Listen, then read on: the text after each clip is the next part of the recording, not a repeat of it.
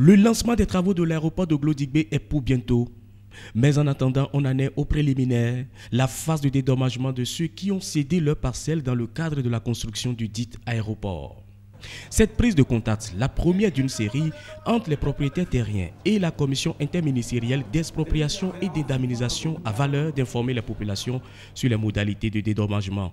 Conformément à la règle d'indemnité établie par le gouvernement, certains acquéreurs et propriétaires terriens seront relogés ailleurs.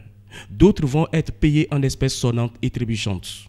Ces règlements à l'amiable passent mal aux yeux de certains.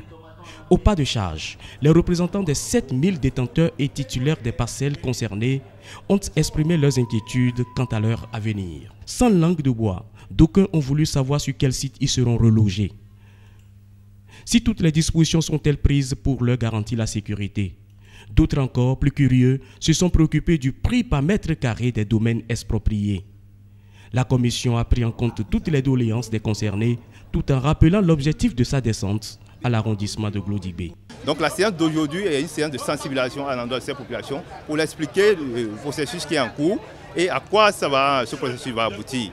Certains seront dédommagés en fonction de leur indemnité qui correspondent aux infrastructures qui leur appartenaient, bâtiments, aux impenses et infrastructures qui leur appartenaient plutôt, bâtiments et tout autre marché, infrastructures culturelles.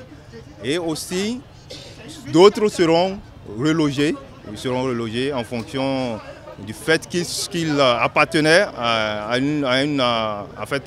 un village local ou bien à un noyau ancien où nous ne souhaiterions pas, et selon les normes internationales en matière de relogement, où il est question de ne pas disloquer leurs liens sociaux. Sur les 7000 personnes concernées par le dédommagement, certains ont déjà fait les formalités nécessaires pour entrer en possession de leurs dûs.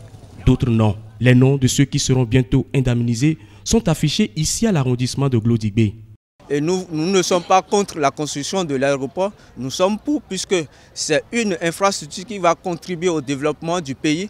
Et il faudrait vraiment que, tel que nous sommes en train d'accompagner le système qui est en place par rapport à ce projet, il faudrait également que l'État nous accompagne, non seulement les propriétaires terriens, mais aussi les fermiers, les exploitants agricoles qui sont vraiment installés dans la portion de l'aéroport. Nous remercions surtout notre président parce que c'est pour la première fois, moi j'entends dire que l'État va construire pour les noyaux villages et on va les reloger.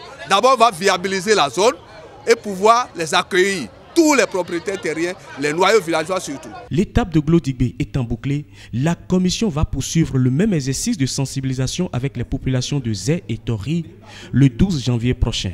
Le dédommagement est prévu pour démarrer le 14 de ce mois. Le pari de la construction d'un aéroport si longtemps attendu à Glodiguibé est un espoir de relance économique pour tout le Bénin.